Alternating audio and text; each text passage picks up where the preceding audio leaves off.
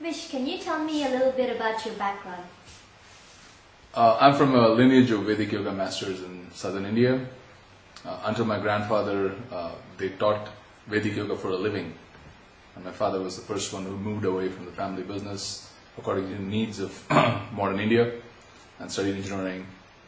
But both my father trained me in the Vedic yoga practices since I've been a little boy. I have over 30 years of practice behind me. And the lineage is traceable up to, we know we can trace it up to 1,000 years, at least 25 generations. And as you know, they don't change their profession.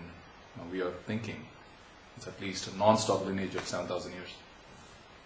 How did you come across yoga? Just because of the Vedic yoga practices, we have to practice pranayama, meditation, mantra practice every day as part of a systematic practice as a Brahmin boy. And given my lineage, we took it very seriously, and I had to practice 3 times a day. Can you tell me, what is yoga? Very simply, yoga means union. It's from the word yuj in Sanskrit. It means yoking, bringing 2 separate entities together. That process is called yoga. If you want to talk spiritually, it's a process of joining the individual self with God, higher power. That process is yoga. That is true yoga. And where did it come from? It came from the Indian thought, in the Indian Vedic culture. From a historical perspective, it originated, we can trace it up to at least 12,000 years. Recently they have discovered a seal made of limestone of a person sitting in Padmasana in the Harappa, Mohenjo-daro Harappa. And they have dated that seal to be around 7,000 years.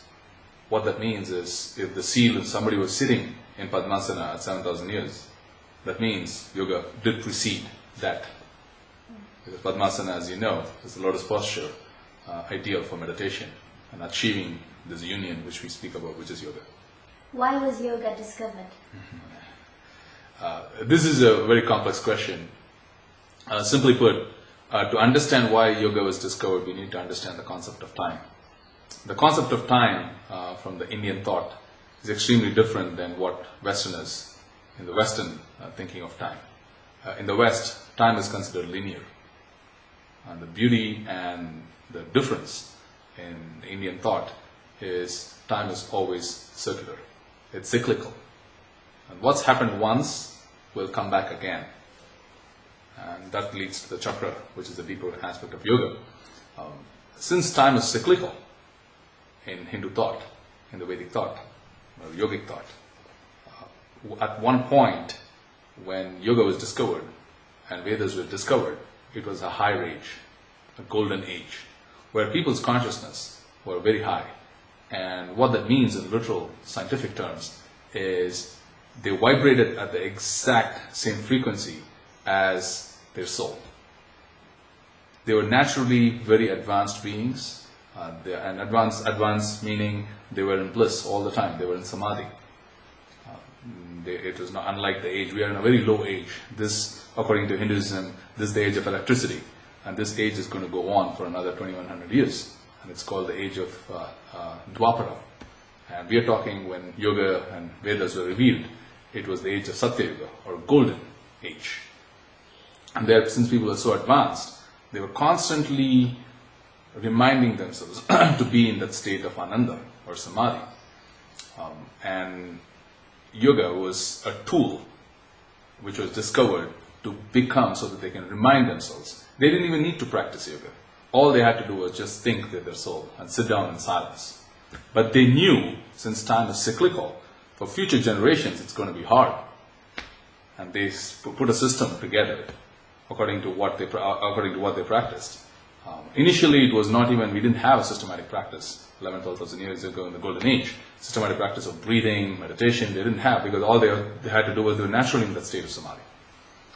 And that's why the Vedas is the first, the originator of all things spiritual, because it was, nobody knows who the author is for the Vedas. There are a total of around 20,558 verses in the Vedas. And it's what we call in Sanskrit called Shruti. It means revelation. And revelation, nobody knows how it came. and the saints were in deep in meditation, and they just heard these revelations. They were in a state of yoga. And then we need to understand there is one which is the effect of yoga, which is it produces bliss anytime you sit down. So we need to separate the consequence, which is bliss, from the process, which is the tool. And right now, all we have is a tool. And very few people who practice yoga have really achieved that high consciousness, but it just shows what's possible and what our potential is. And because of time, since time is cyclical, and since we're going to have this yo-yo, the masters discovered a systematic process of yoga to help us practice, so we can find our way back to that bliss consciousness. Who discovered yoga? Oh, we don't know. Nobody, it's like sunshine. Who discovered the sun? We don't know. What is very important to understand is, again, this is coming from the core Hindu thought. We do not ascribe a person to something great or something wise. That's why the rishis never signed their names against the Vedas. That's why nobody knows who wrote it. And same with yoga. Nobody knows who wrote the scriptures. Yeah, we have few people, like the discourse of Yoga Vashishta, which is the first book of yoga. People don't know that. People think it's Patanjali Yoga Sutra. It's not. The Yoga Vashishta precedes it by 7,000 years. It's a discourse of Vashishta talking about yoga to Rama. Then the next great book on yoga is the Gita, which Krishna's discourse on yoga to Arjuna. And we had these processes for thousands of years, and which was systematized by Patanjali.